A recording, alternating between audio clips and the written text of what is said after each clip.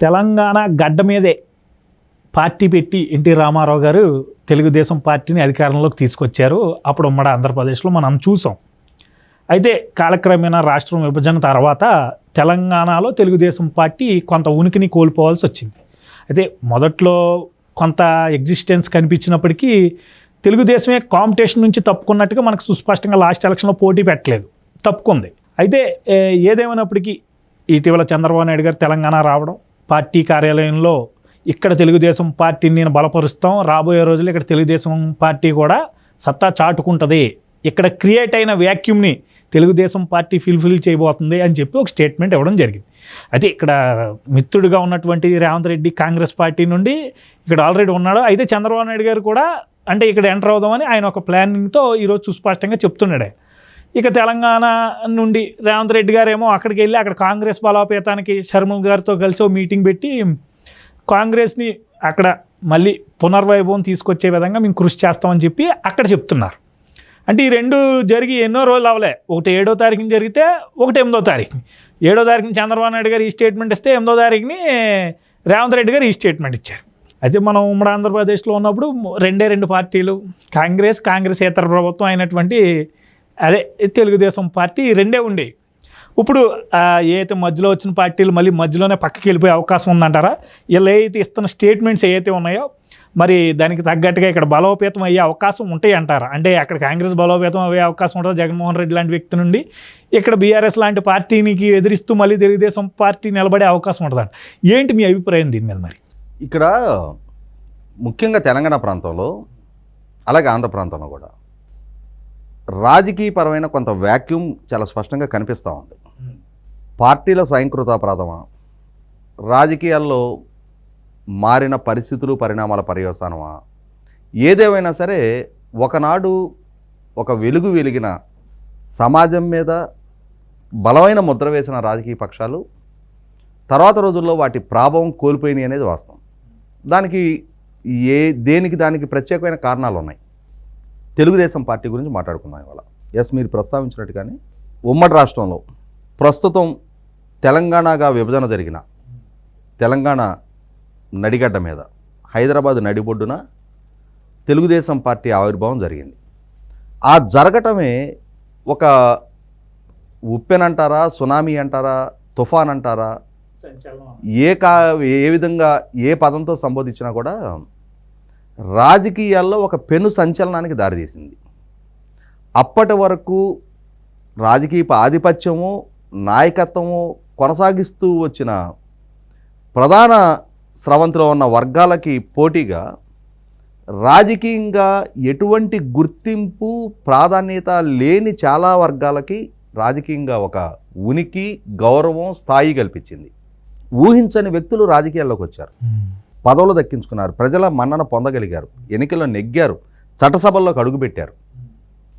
ఎటువంటి రాజకీయపు వారసత్వం లేకపోయినా, కోట్ల రూపాయల ఆస్తుల బలం లేకపోయినా, అంతకుముందు రాజకీయాల్లో కొనసాగిన నేపథ్యం లేకపోయినా కూడా యువకులు, చదువుకున్నాళ్ళు, సమాజం పట్ల రాజకీయం పట్ల చైతన్యం కలిగిన వాళ్ళు, సామాజిక స్పృహ కలిగిన వాళ్ళు, వాళ్ళని ఎంపిక చేసుకొని ఎన్టీ రామారావు గారు అవకాశాలు కల్పించారు. ఆ కల్పించే నేపథ్యంలోనే అప్పటి వరకు రాజకీయాల్లో లేని కొత్త తరం నాయకత్వం ఎమర్జ్ అయింది. ఆ ఎమర్జ్ అయిన నాయకత్వం ఈ రోజుకి తెలంగాణలో అన్ని రాజకీయ పక్షాల్లో, ఇవాళ నిన్నటి వరకు అధికార పక్షంగా ఉన్న కేసీఆర్ గారు తెలంగాణ మూలాల నుంచి వచ్చిన ఆయనే, ప్రస్తుతం ముఖ్యమంత్రిగా ఉన్న రేవంత్ రెడ్డి గారు తెలుగుదేశం పార్టీ మూలాల నుంచి వచ్చిన ఆయనే. తెలుగుదేశం పార్టీ మూలాల కేసీఆర్ గారైనా రేవంత్ రెడ్డి గారైనా. కానీ క్రమక్రమంగా జరిగింది ఏంటి అంటే, రాష్ట్ర విభజన నేపథ్యంలో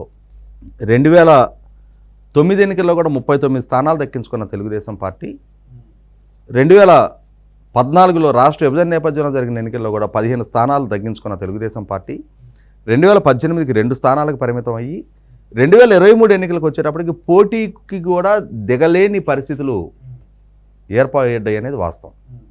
ఇక్కడ తెలుగుదేశం పార్టీకి నాయకత్వ సంక్షోభం ఉంది. ఏ నాయకులనైతే తెలుగుదేశం పార్టీ వాళ్ళ సమాజానికి పరిచయం చేసిందో, పలు దఫాల చట్టసభలకు ఎంపిక కావడానికి ఆస్కారం కల్పించిందో, ఇవాళ వివిధ పార్టీల్లో వాళ్ళు చలామణి అవుతున్న వాళ్ళ మూలాలు తెలుగుదేశం పార్టీ నుంచి మాత్రమే ఎదిగొచ్చిన నేపథ్యం అయినా కూడా అదే నాయకులు తెలుగుదేశం పార్టీని కాపాడుకోవడంలో చిత్తశుద్ధి ప్రదర్శించక వాళ్ళ రాజకీయ వ్యక్తిగత స్వార్థాలు చూసుకొని పార్టీని నడి సముద్రంలో వదిలేసి వాళ్ళ దారి వాళ్ళు చూసుకున్న పర్యవసానం ఒక రకంగా నాయకత్వ సంక్షోభానికి కారణమైంది. చంద్రబాబు నాయుడు గారు కూడా దీన్ని సవాల్గా తీసుకొని ప్రత్యామ్నాయ నాయకత్వాన్ని సృష్టించుకోవడంలో ప్రోత్సహించడంలో కొంత ఉదాసీనత ప్రదర్శించారనేది వాస్తవం. ఇటువంటి పరిస్థితుల్లో ఒక రకంగా ఇక తెలుగుదేశం పార్టీకి ఇక తెలంగాణలో మనుగడే లేదు. ఇక తెలుగుదేశం పార్టీ తెలంగాణ రాజకీయాల్లో ఇక ఆ ప్రస్థానం కానీ ఆ జెండా కానీ ఇక కనపడదన్న వాతావరణం సృష్టింపబడింది.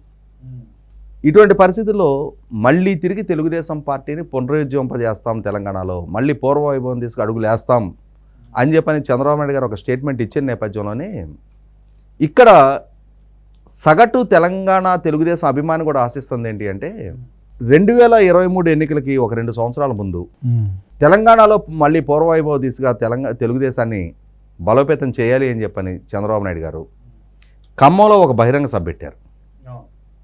చాలా ఘన విజయం సాధించింది ఆ సభ. స్వచ్ఛందంగా లక్షలాది మంది ప్రజలు తరలొచ్చారు.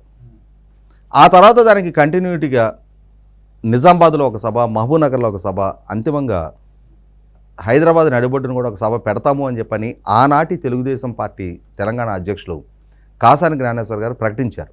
కానీ కార్యాచరణ పూర్వకంగా అది అమలుకు నోచుకోలే. అంటే ప్రజల నుంచి తెలుగుదేశం పార్టీ పట్ల సంఘీభావం వ్యక్తం చేసే స్పందన కళ్ళ ముందు కనిపించినా కూడా దాన్ని అందిపుచ్చుకోవడంలో కొనసాగించడంలో తెలుగుదేశం పార్టీ విఫలం చెందింది అనేది వాస్తవం. అంటే 2 పడవల ద్వారా ఎందుకు అనుకున్నారేమో. అక్కడ ఆంధ్రప్రదేశ్లో ఏ రాష్ట్రానికి ఆ రాష్ట్రమే కదా, ఇక్కడ నాయకులు, ఇక్కడ కార్యవర్గం, ఇక్కడ ఓటర్లు, ఇక్కడ ఎన్నికలు ప్రత్యేకమే కదా. కారణం ఏంటనేది అది నాయకత్వానికి తెలుసు.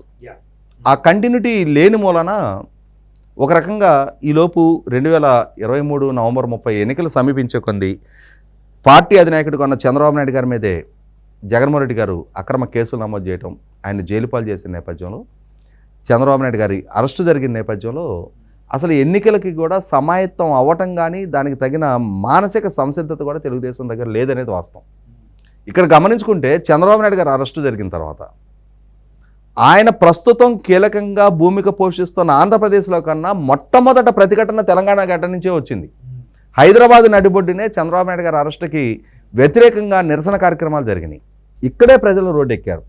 ఇక్కడే ఆయన పట్ల కృతజ్ఞతాపూర్వకంగా గ్రాటిట్యూడ్ టు సిబిఎన్ అని చెప్పని గచ్చిబౌలిలో ఒక భారీ బహిరంగ సభ జరిగింది. అది చివరికి ఆ ఎమోషను ప్రపంచవ్యాప్తంగా క్యారీ అవడానికి బీజం హైదరాబాదు నడిబొడ్డు నుంచే క్యారీ అయింది. ఇప్పటికీ ఏ కాలనీలో చూసుకున్నా, హైదరాబాదు నగర పరిధిలో అయినా, సబర్బన్ పరిధిలో అయినా, రూరల్ ప్రాంతాలకు వెళ్ళినా కూడా ఏ గ్రామంలో చూసుకున్నా చంద్రబాబు నాయుడు గారి పట్ల, తెలుగుదేశం పట్ల ఇంటాక్ట్గా ఉన్న క్యాడర్ కనిపిస్తూ ఉంటారు. ఇటువంటి పరిస్థితుల్లో మళ్ళీ తిరిగి పూర్వవైభవ దిశగా ఇక్కడ పార్టీని బలోపేతం చేస్తాము అని చెప్పని మొన్న ఇప్పుడు ఆంధ్రప్రదేశ్ రాష్ట్ర ముఖ్యమంత్రిగా పదవి బాధ్యతలు చేపట్టిన చంద్రబాబు నాయుడు గారు ఎన్టీఆర్ ట్రస్ట్ భవన్కి వచ్చినప్పుడు వారిని అభినందించడానికి వచ్చిన శ్రేణుల్ని ఉద్దేశించి ప్రసంగిస్తూ వారు ఒక స్టేట్మెంట్ ఇచ్చిన నేపథ్యంలోనే ఇది తెలంగాణ రాజకీయాల్లో కూడా ఒక సంచలనానికి కారణమైంది.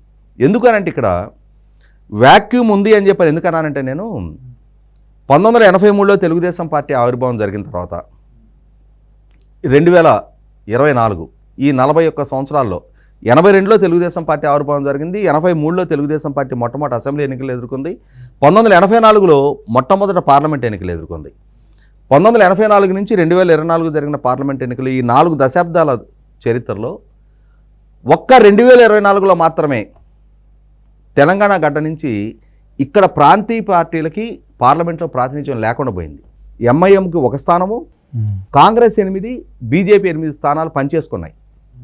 అటు తెలుగుదేశం పార్టీకి కానీ, ఇక్కడ నుంచి ప్రాతినిధ్యం వహిస్తూ ఇప్పుడు బీఆర్ఎస్గా రూపాంతరం చెందిన టీఆర్ఎస్ పార్టీకి కానీ, గతంలో ఖమ్మం స్థానాన్ని నెగ్గిన వైసీపీ పార్టీకి కానీ 1 స్థానం కూడా దక్కల. 2 జాతీయ పార్టీల మధ్య రాజకీయం పోలరైజేషన్ అయిపోయింది. ఇటువంటి పరిస్థితుల్లో స్థానిక వాణిని బలంగా వినిపించగలిగే ప్రాంతీయ పార్టీల ఆవశ్యకత ఉంది. జాతీయ పార్టీలు జాతీయ పర్సెప్షన్లో రాజకీయాలు చేస్తే తప్ప స్థానికత అంశాలకు ప్రాధాన్యత ఇవ్వవు. ఈ దృష్ట్యానే ఎన్టీ రామారావు గారు ఆ రోజు తెలుగువాడి ఆత్మగౌరవం నినాదాన్ని తెలుగు సమాజం ఆమోదించింది, ఆహ్వానించింది, ఆశీర్వదించింది.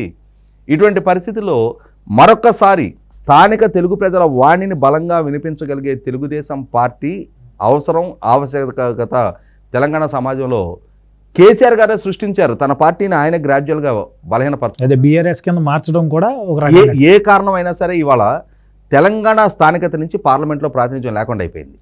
ఇక్కడ ఇది తెలంగాణ సమాజంలో ఉన్న వ్యాక్యూమ్.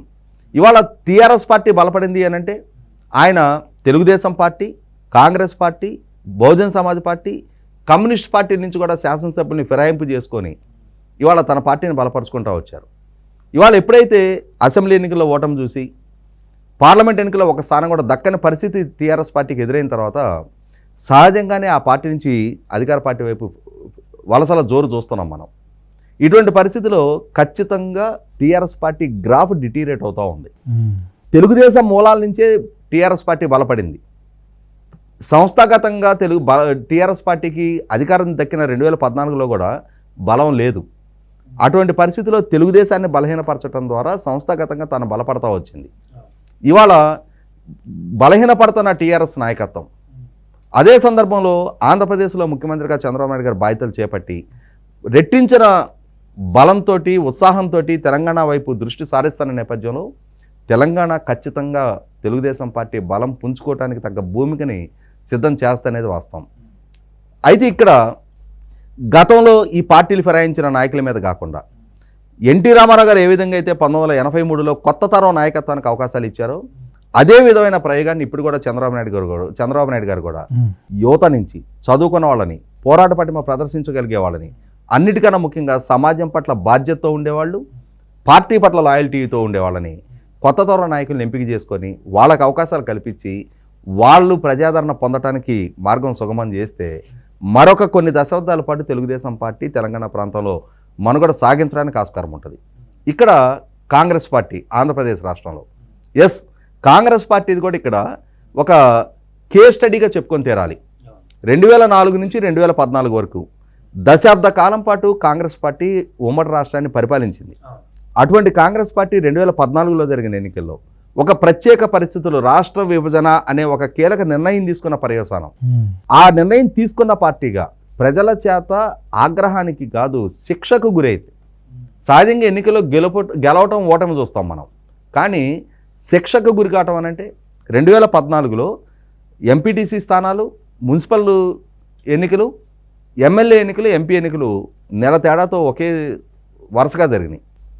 అప్పుడు జరిగిన ఎన్నికల్లో రాష్ట్ర విభజనకు కారకులయ్యారు అన్న కారణంతో ఒక ఎంపీటీసీ స్థానం నుంచి మున్సిపల్ కౌన్సిలర్ స్థానం కానీ, ఎమ్మెల్యే స్థానం కానీ, ఎంపీ స్థానం కానీ దక్కించుకొని దుస్థితికి కాంగ్రెస్ పార్టీని ప్రజలు పరిమితం చేశారు. దశాబ్ద కాలం అధికారంలో ఉన్న పార్టీ ఒక ఎంపీటీసీ స్థానం కూడా రాష్ట్ర వ్యాప్తంగా దక్కించుకోలేకపోయినా మొట్టమొదట చరిత్ర కాంగ్రెస్ పార్టీకి దక్కింది. అది అందుకే నేను అంటుంది ఇది పొలిటికల్ హిస్టరీలో ఒక కేస్ స్టడీగా పరిగణించాలి.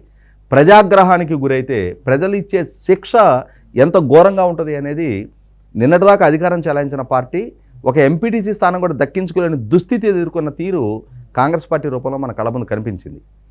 అటువంటి సందర్భంలో కాంగ్రెస్ పార్టీకి ఉన్న కన్సాలిడేటెడ్ ఓటు బ్యాంక్ మొత్తం కూడా వైసీపీ వైపు మళ్ళారు. దశాబ్ద కాలం వైసీపీ ప్రస్థానం 2014 నుంచి 24 దాకా 5 ఏళ్ళు ప్రతిపక్ష నాయకుడిగా, 5 ఏళ్ళు ముఖ్యమంత్రిగా ఆయన వ్యవహార శైలి, ఆయన రాజకీయ పోకడ ఇవన్నీ చూసిన తర్వాత 2024లో కాంగ్రెస్ పార్టీకి 2014లో దక్కినంతటి ఘోర ఓటమి కాకుండా కూడా 2024లో జగన్మోహన్ రెడ్డి గారికి కూడా 2019లో 151 స్థానాలు ఆయనకి దక్కితే 2024కి దాన్ని 11 స్థానాలకి ప్రజలు పరిమితం చేశారు. మరొకసారి ఈ ఎన్నికల్లో ఆ శిక్షకి జగన్మోహన్ రెడ్డి గారు గురయ్యారు. ఇటువంటి నేపథ్యంలోనే కాంగ్రెస్ పార్టీ వైపు మళ్ళీ తిరిగి వైసీపీ పాత కాంగ్రెస్ శ్రేణులందరూ కూడా తిరిగి చూడటానికి ఆస్కారం కలుగుతూ ఉంది. ఈ వ్యాక్యూమ్ని గుర్తించారు కాబట్టే జగన్మోహన్ రెడ్డి గారి పాలనా దక్షత లేనితనం ప్రజలు ఓటు రూపంలో శిక్షకు గురి చేశారు. ఆయన నాయకత్వ పటిమ కూడా ఇవాళ ప్రశ్నార్థకంగా మారుతుంది. పార్టీని నడిపించే తీరు, పార్టీకి జవసత్వాలు అందించగలిగే తీరు, తన చేతిలో అధికారం వ్యవస్థలు ఉంటేనే తాను హీరోగా చలమనవటం, లేని రోజు ఆయన ప్రదర్శిస్తున్న బేలతనం, అసెంబ్లీలో శాసనసభ్యుడిగా కూడా కూర్చోలేని ఆయన పిరికితనం ఇవాళ ప్రజల ముందు ఆయన్నే పరిచయం చేసుకుంటూ ఉన్నారు. ఇటువంటి నేపథ్యంలో సరైన సమర్థవంతమైన ప్రతిపక్షంగా కూడా వైసీపీ పార్టీ సుదీర్ఘకాలం కొనసాగే నేపథ్యం కనపట్టలేదు. ఇవాళ చంద్రబాబు నాయుడు గారు అసెంబ్లీలో ఆయనకున్న 23 శాసనసభ్యుల్లో 4 వైసీపీలోకి ఫిరాయించిన, తనతో ఉన్న మిగిలిన 18 మంది శాసనసభ్యుల్ని సస్పెండ్ చేసిన, తానొక్కరే అసెంబ్లీలో నిలబడి ప్రభుత్వాన్ని నిలదీసిన సందర్భాలు ఉన్నాయి. కానీ వాళ్ళ జగన్మోహన్ రెడ్డి గారు 11 మంది శాసనసభ్యులు మాత్రమే ఉన్నారు అని చెప్పని సభలో 5 నిమిషాలు కూడా స్పెండ్ చేయని ఆయన తీరు చూస్తే ఆయన వెన్నెముక లేనితనాన్ని, ఆయన బేలతనాన్ని ఆయనేపై వాళ్ళ ప్రజల ముందు ప్రదర్శిస్తున్న నేపథ్యంలో ఇటువంటి నాయకుడి వెనక శ్రేణులు ఎల్లకాలం కొనసాగడానికి ఆస్కారం లేదు. కాబట్టి మళ్ళీ తిరిగి ఎక్కడ పోగొట్టుకున్నాం అక్కడే ఎత్తుక్కోవాలన్నట్టుగా మా మూలాల నుంచి ఎదిగిన వైసీపీ పార్టీ బలహీనపడటం రేపు రోజున మా బలోపేతానికి మార్గం సుగమం అవుద్దనే ఉద్దేశంతో ఇవాళ ఆంధ్రప్రదేశ్కి కుడి ఎడమలుగా చెప్పుకునే కర్ణాటక, తెలంగాణలో కాంగ్రెస్ అధికారంలో ఉన్న నేపథ్యంలో ఇవాళ ఆ నైతిక మద్దతుతోటి బలంతో తిరిగి వైసీపీని బలహీనపరుస్తూ ఆ స్థానంలో తాము ఎమర్జ్ అవడానికి కాంగ్రెస్ పార్టీ ప్రయత్నం మొదలు పెడతా ఉంది. ఇవి చూస్తుంటే ఖచ్చితంగా రేపు రాబోయే 2029 ఎన్నికల నాటికి గత వైభవం దిశగా కాంగ్రెస్ పార్టీ అడుగులేయడానికి తన ప్రస్థానాన్ని మొదలుపెట్టింది. ఒక రకంగా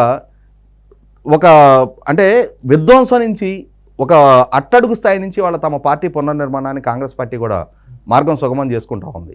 వైసీపీ నాయకుడిగా జగన్మోహన్ రెడ్డి గారు ఎంత బేలతనాన్ని ఆయన ప్రదర్శిస్తూ ఉంటే అంతగా తన సొంత సోదరి శర్మ గారి నాయకత్వంలో ఉన్న కాంగ్రెస్ పార్టీని ఆయనే బలపరిచినట్టుగా, ఆయనే బలోపేతం చేసినట్టుగా, ఆయనే ఆ పార్టీ ప్రస్థానానికి మార్గం సుగమం చేసినట్టుగా మనం భావించాల్సిన పరిస్థితులు ఆయనకు ఆయనే సృష్టించుకుంటూ ఉన్నారు.